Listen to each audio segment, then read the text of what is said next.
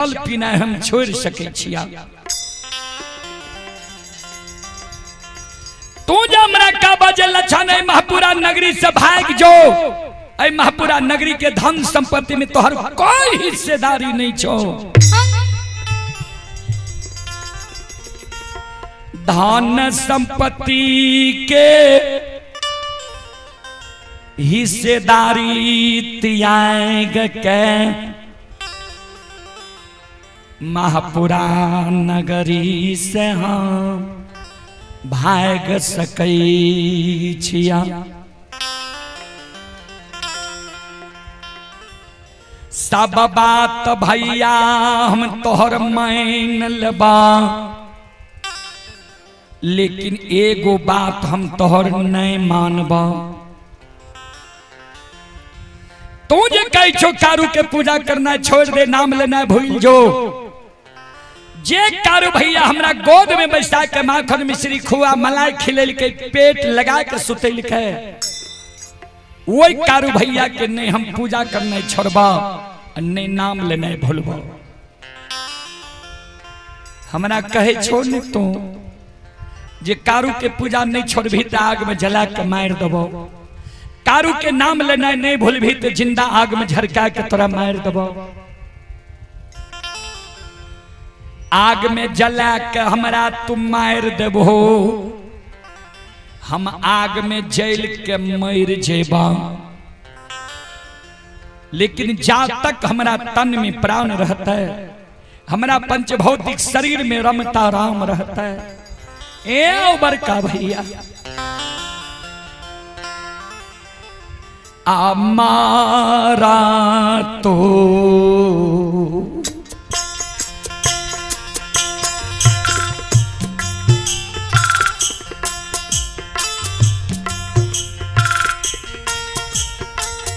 बड़का भैया मारा तो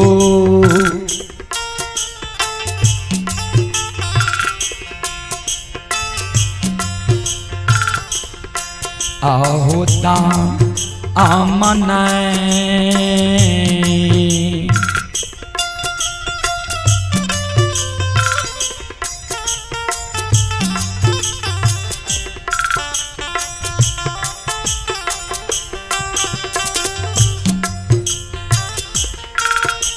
हो छोड़बा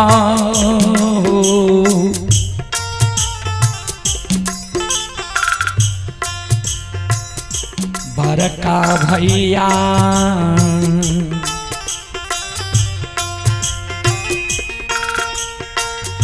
नहीं छोड़ब कारो भैया के।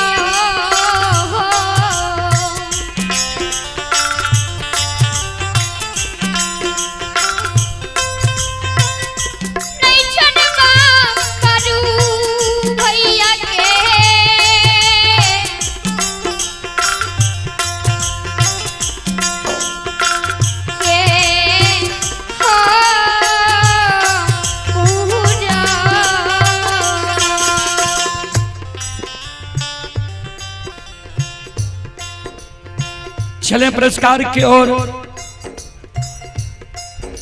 आप हैं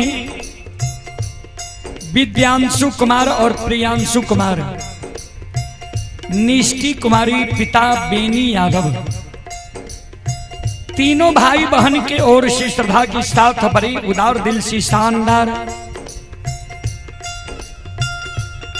101 रुपये की पुरस्कार आए हैं। श्रद्धालु को बहुत बहुत धन्यवाद, लाख लाख शुक्रिया, बहुत बहुत साधुवाद। जय हो दानी श्रद्धालु की जय हो, जय हो दानी श्रद्धालु के समस्त परिवार की जय हो।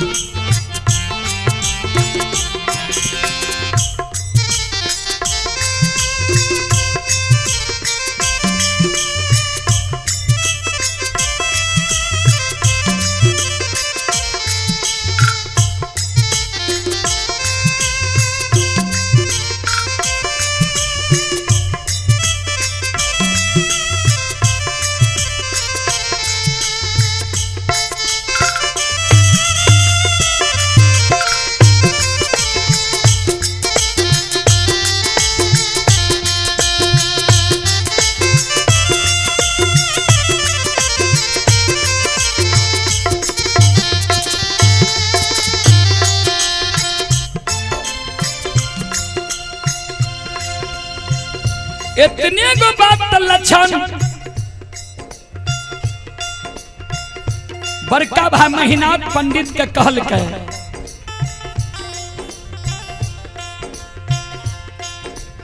बड़का भाई महीनाथ पंडित क्रोध के मारे लपाक के लक्षण के कालार के पकड़ ललके ऊपर ले जाए छे, धरती पर छोड़ देलके।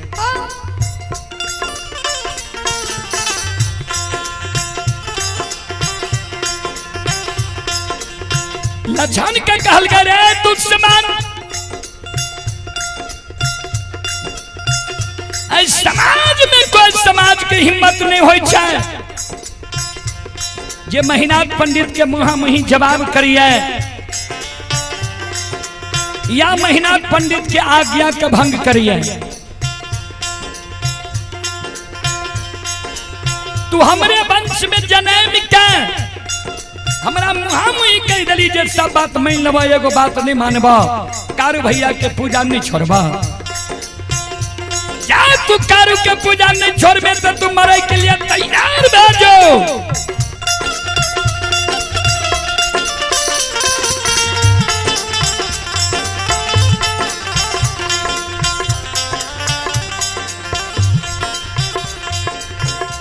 काल 12 बजे दिन में पूरा आग में जला के मार देबो।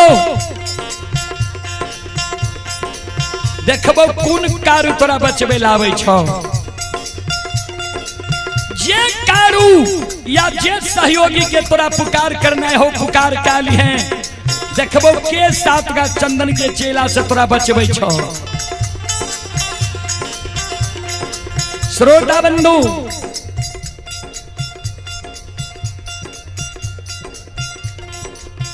भाई सन ही तन यही दुनिया में,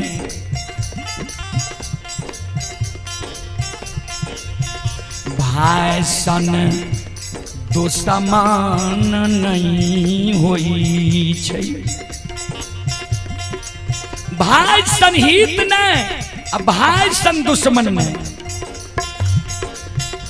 एक भाई अपन सहोदर सागा भाई के प्राण के रक्षा के कारण अपन सिर के कटवा ले छै। आइ देखियो सागा सहोदर बड़का भाई छोटका भाई के आग में जलावे के षड्यंत्र बना रहे है। शिरोमणि श्रोता बंधो, आओ ये भैया के दुश्मन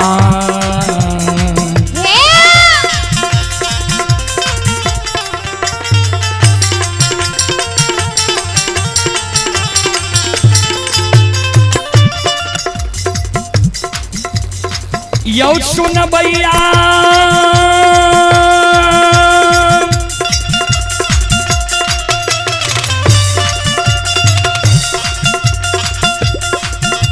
आयो भैया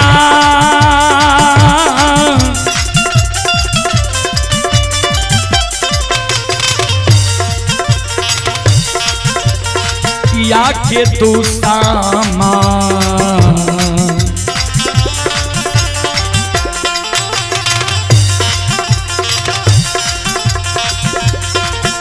हे यो भैया बनल समाज बाबा बनल महापुरा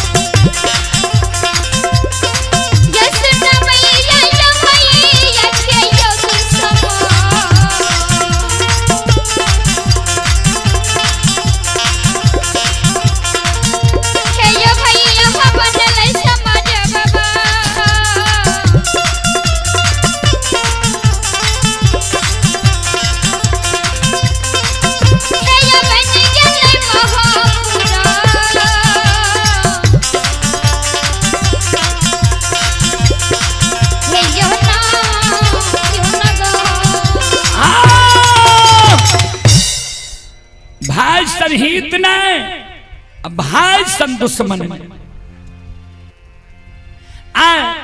भाई के दुश्मन भाई बहन के महापुरा नगरी में बाबूजी खराब है क्रोध के मारे महीनाथ बाबा फूलडाली में जे फूल रहे हुए फूल के धरती पर पलटा दे कमंडल में जे दूध रहे वो कमंडल के दूध के धरती पर गिरा के कह दे कल 12 बजे दिन में तोरा आग में जला के मारबो जकरा पुकार करना है हो पुकार काली है देखबो के तोरा सात का चंदन के चेला से बचावे लावे छ। संत शिरोमणि श्रोता बंधु माँ बहन बाबू भैया सब चले पुरस्कार की ओर। श्रोता बंधु संत शिरोमणि श्रोता भगवान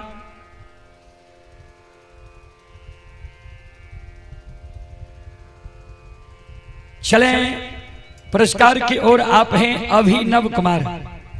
अभिनव कुमार पिता कौशल कुमार ग्राम तिलकेश्वर। श्रद्धालु की ओर से श्रद्धा के साथ बड़ी उदार दिल से शानदार 101 रुपए के पुरस्कार आए हैं। श्रद्धालु को बहुत बहुत धन्यवाद, लाख लाख शुक्रिया, बहुत बहुत साधुवाद। जय हो दानी श्रद्धालु की जय हो, जय हो दानी श्रद्धालु के समस्त परिवार की जय हो। बोल बोल सच्चे दरबार की। और आप हैं साहेब कुमार। साहेब कुमार की ओर से श्रद्धा के साथ बड़े उदार दिल से शानदार 101 रुपए की पुरस्कार आए हैं। श्रद्धालु को बहुत बहुत धन्यवाद, लाख लाख शुक्रिया, बहुत बहुत साधुवाद। आप हैं धीरेन्द्र दुहाब धनोजा के निवासी है। धीरेन्द्र बाबू की ओर से श्रद्धा के साथ बड़ी उदार दिल से 51 रुपए की पुरस्कार आए हैं। श्रद्धालु को बहुत बहुत धन्यवाद, लाख लाख शुक्रिया। आप हैं भूटो ठेकेदार। भूटो ठेकेदार साहब की ओर से शानदार 251 रुपए की पुरस्कार आए हैं। श्रद्धालु को बहुत बहुत धन्यवाद, लाख लाख शुक्रिया। आप हैं अंग्रेज ठाकुर, गोपालपुर के निवासी हैं। अंग्रेज ठाकुर की ओर से शानदार 51 रुपए की पुरस्कार आए हैं। निरंजन कुमार यादव बैडी के निवासी हैं। श्रद्धालु की ओर से 51 रुपए की पुरस्कार आए हैं। श्रद्धालु को बहुत बहुत धन्यवाद, लाख लाख शुक्रिया, बहुत बहुत साधुवाद। जय हो दानी श्रद्धालु की जय हो, जय हो दानी श्रद्धालु के समस्त परिवार की जय हो। बोल बोल सच्चे दरबार की। अइला सेवकिया बाबा तोहरे दोरिया हो बाबा हो। अइला सेवकिया बाबा तोहरे दोरिया हो बाबा। अइला सेवकिया बाबा तोहरे दोरिया हो बाबा हो। अइला सेवकिया बाबा तोहरे दोरिया हो बाबा हो। सेवक के मन के मनोरथ पूरी हो बाबा।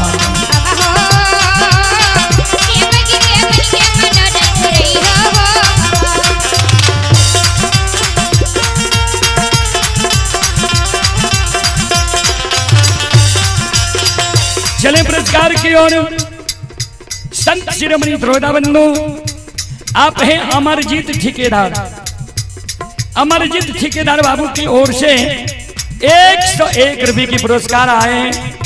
अनिल ठेकेदार घोषम, अनिल बाबू की ओर से भी 101 रुपये की पुरस्कार आए। सभी श्रद्धालु के मनोकामना को संत बाबा कारो पूर्ण करें। माँ सरस्वती परिवार में बाल बच्चे को सद्बुद्धि सद्ज्ञान दे। बाबा भोले भंडारी भंडार को भरे रखें। जय हो दानी श्रद्धालु की जय हो, जय हो दानी श्रद्धालु के समस्त परिवार की जय हो।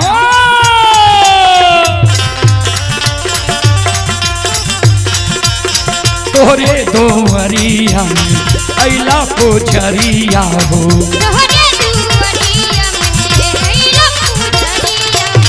एक बेरा फेरी दिहो सेवक पर नजरिया हो।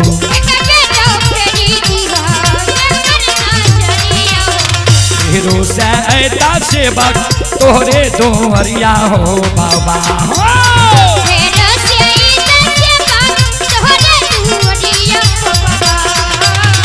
फेरो से ऐता सेवक तोहरे दोरिया हो बाबा हो।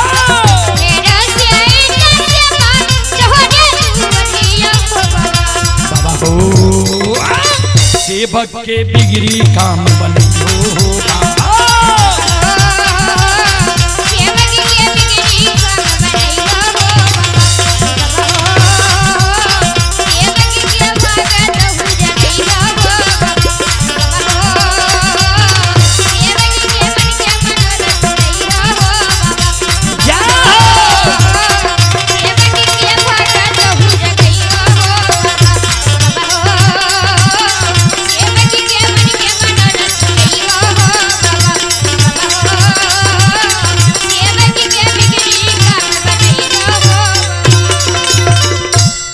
बोलो बोलो सच्चे दरबार की। आह श्रोता बंधु, माँ बहन बाबू भैया सब ध्यान दो। महीनाथ बाबा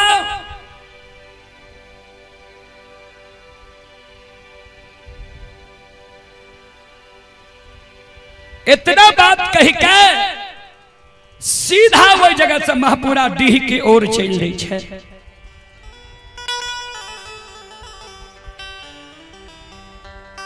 महपुरा डीह पर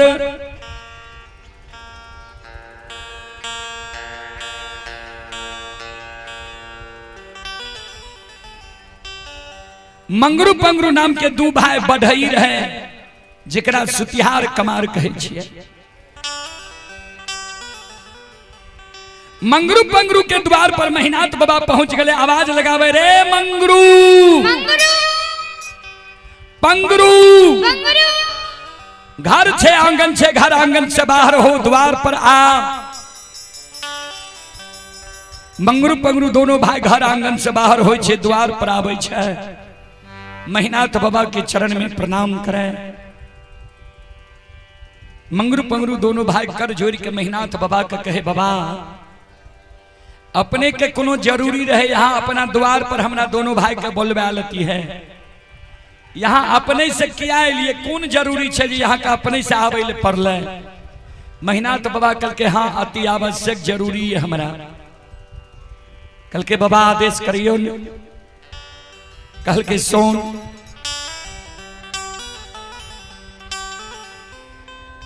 7 गो गाछ चंदन जे पोखर के महार पर छै,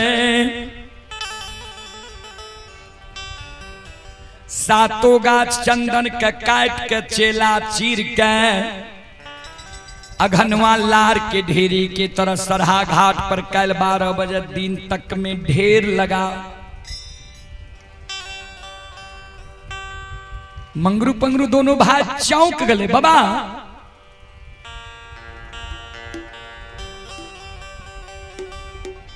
हे हो चंदन के तू पांगल नहीं दे रहो, कहे रहो जे कारू भाई हमार मर गए, कारू के हाथ के लगा चंदन निशानी रह गए।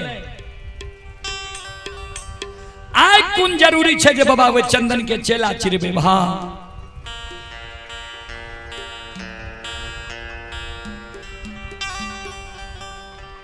ककरे शादी विवाह छे या मुंडन उपनयन छे, भोज भंडारा छे जे बाबा चंदन के चेला चिरबे भा। महीनात बाबा कल के नहीं शादी विवाह छे, नहीं मुंडन उपनयन छे, नहीं भोज भंडारा छे। काल 12 बजे दिन में लछना दुश्मन के आग में जला के मारबई।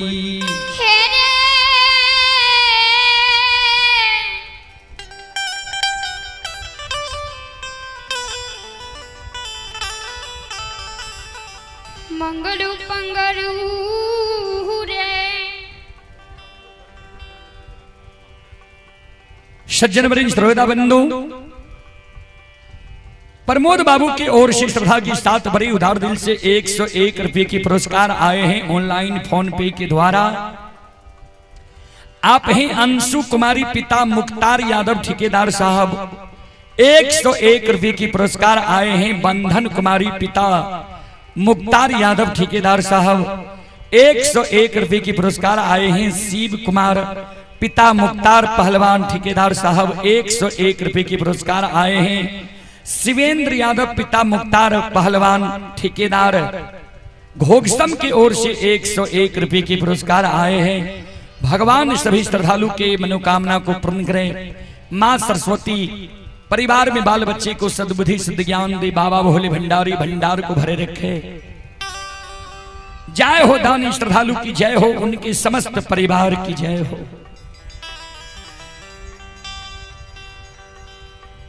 महीनाथ बाबा के शब्द सुन के मंगरू पंगरू दोनों भाई कल के बाबा हे हाँ भाई के आग में चले भा। महीनाथ बाबा कल के लक्षणा अब हमरा लिए भाई नहीं रहल।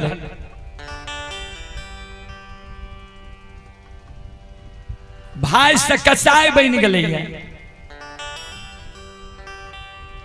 मंगरू पंगरू दोनों भाई कल के बाबा से कौन गलती लक्षण कल के जे लक्षण के यहाँ भाई से कसाय बना लेली है।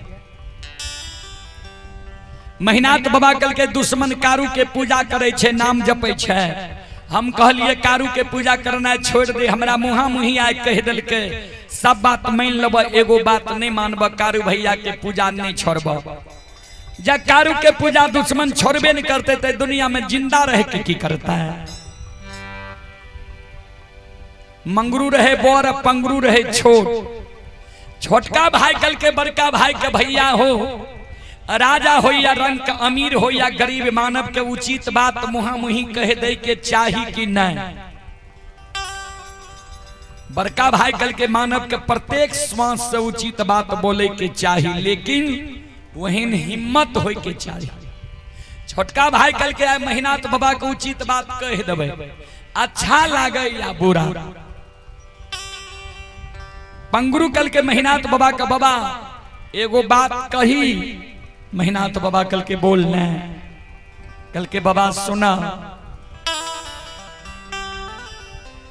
हे हो आए भाई गलती कैल का ये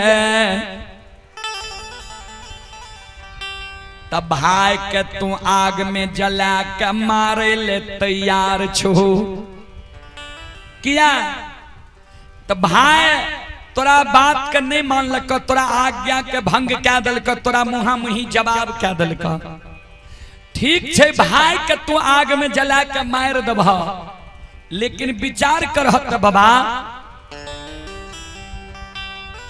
जय बेटा के तू जान से जन्म दिलह है, वही बेटा के जब पालन पोषण क्या के जवान करबह, पढ़ा लिखा के विद्वान बनेबह, जवान मोनमती में जे तू अपना जान के जन्मल बेटा के कोनो आदेश देबह, तोहर जान के जन्मल बेटा जे तोरा आदेश के नहीं मानो, तोहर पालल पोसल बेटा जे तोरा मुहा मुही जवाब कह दो,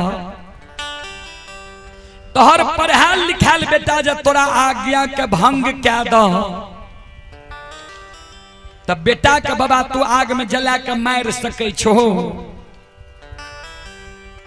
महीनाथ बाबा कल के रे पंगरू बेटा के कहीं लोग आग में जला के मार लकैया। मंगरू पंगरू दोनों भाई के आंख से आंसू गिरे लगे। बाबा हे हो बेटा गलती करतो तो बेटा के आग में जला के नहीं मारबो, भाई जा आय गलती कैल तब भाई के तू आय आग में जला के मारे ले तैयार छो। जबकि बेटा मानव के बार बार मिल सकैया, बेटा मर जाए, पत्नी मर जाए, दोसरो शादी जब मानव करे छे उहो से बेटा जन्म ले छे, जान के जन्मल बेटा कहा होय छे। बाबा तू ते अपने पढ़ल लिखल विद्वान छो। गोस्वामी तुलसीदास जी महाराज रामचरितमानस में की लिखलखिन है, ध्यान से सुनो भाई।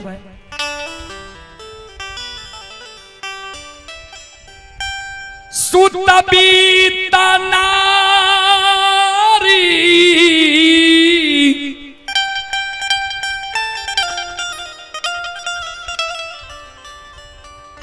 भावन परिवारा,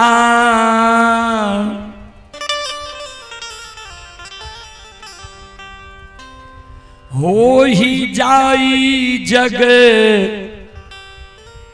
बारंबारा।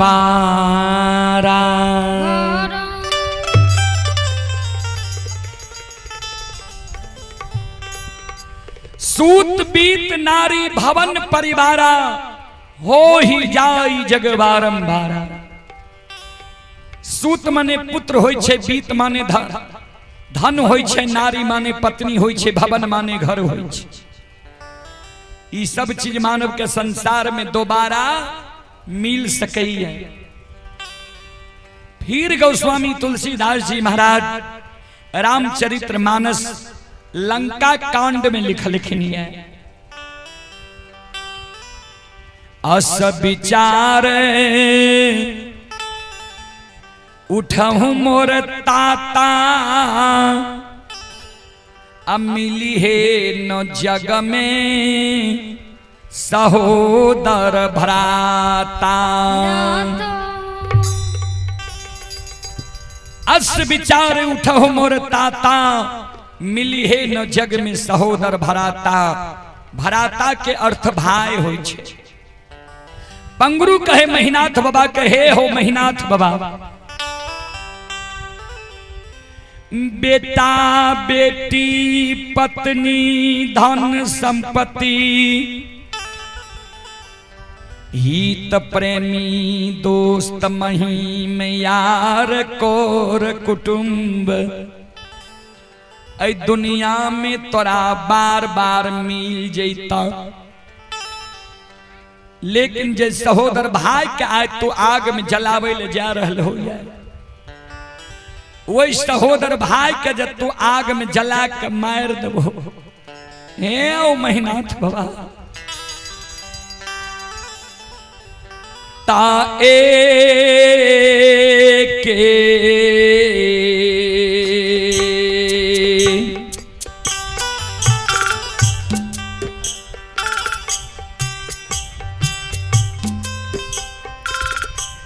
बाबा एक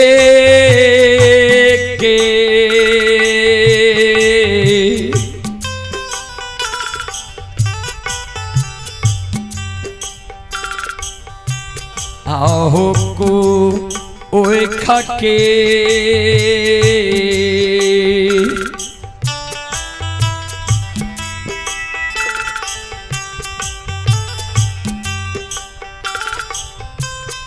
आहो जनमल सहोदरा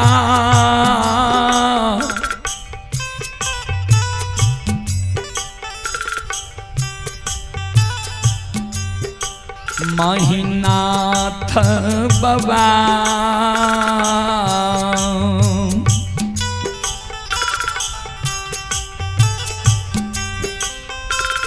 नहीं मिलता दूनी या हो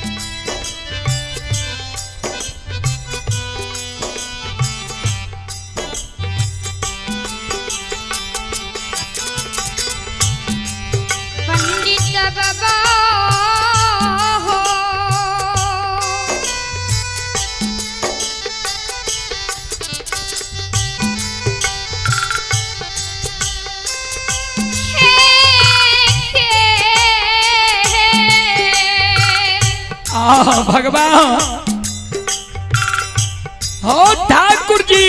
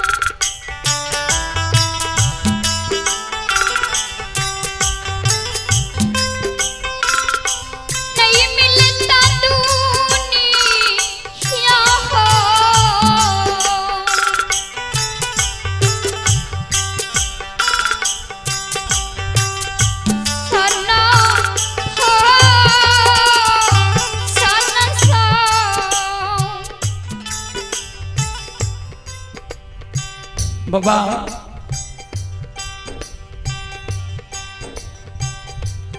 एक कोई के जन्मल सहोदर दोबारा इस दुनिया में तोरा नहीं मिलता।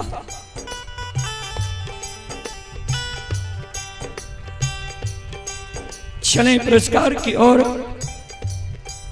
आप हैं संतोष यादव ठेकेदार साहब, सुखासन के निवासी ही संतोष बाबू की ओर से 101 रुपए की पुरस्कार आए हैं। जय करण यादव सुखासन, जय करण बाबू की ओर से भी 101 रुपए की पुरस्कार आए हैं।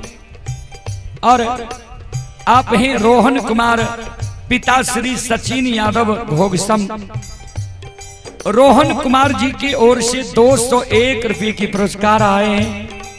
श्रद्धालु को बहुत बहुत धन्यवाद, लाख लाख शुक्रिया, बहुत बहुत साधुवाद। आप हैं निरंजन कुमार यादव बैठी के निवासी ही 51 रुपए की पुरस्कार आए हैं। और रोशन कुमार ग्राम ओरिया पोस्ट मुरादपुर थाना नवहट्टा जिला सहरसा। ये श्रद्धालु अभी दिल्ली से यह कार्यक्रम लाइव देख रहे हैं। दिल्ली में श्रद्धालु की ओर से शानदार 21 रुपए की पुरस्कार आए हैं।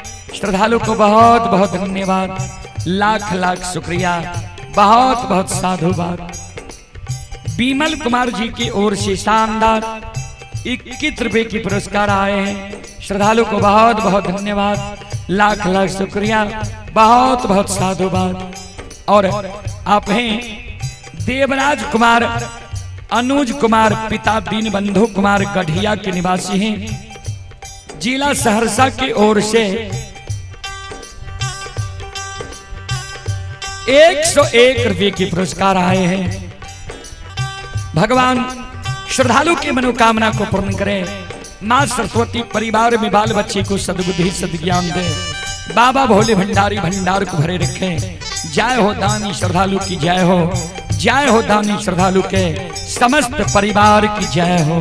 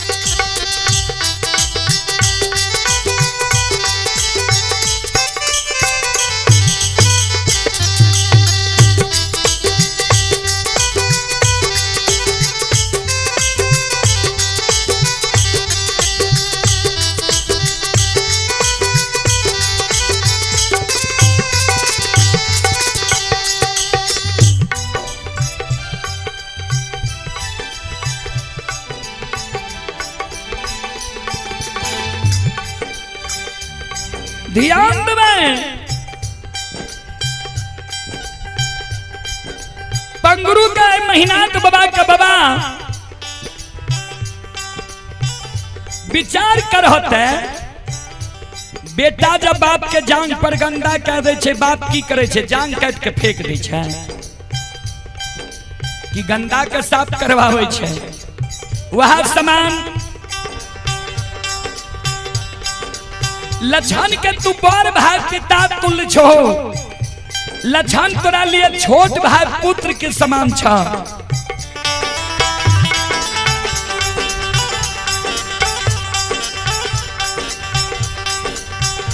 लछन जे गलती कल के तो लछन के तू बुझे वहा समझे वहा कि आगे में जला के मार दो।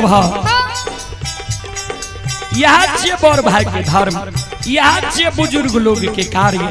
या महीनाथ बाबा हमार बाप के बाबा तू मान।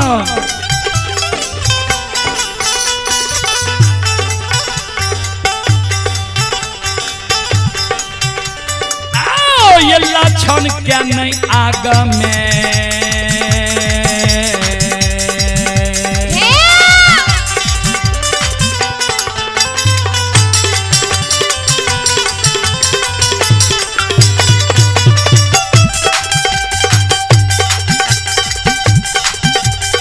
ओ महीनाथ बाबा लछन के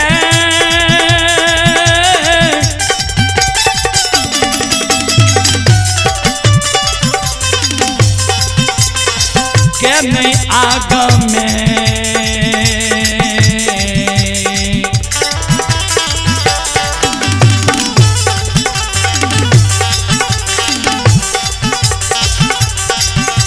चलियो ये महीना पंडित बाबा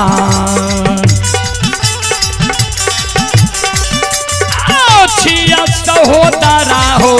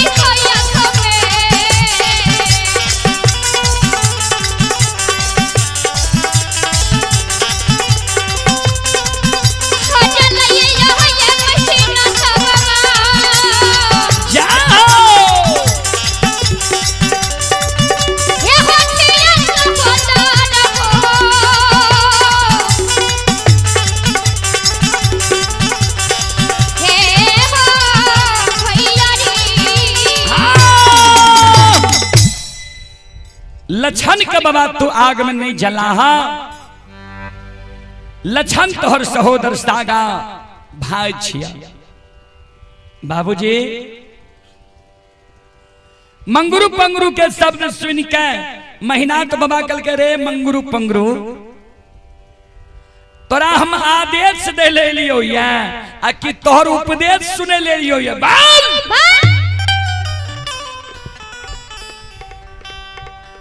सात का चंदन का काट का चेला चीर का घनवा लार के ढेरी के तरह सरहा घाट पर ढेर लगे में कि नहीं। बाल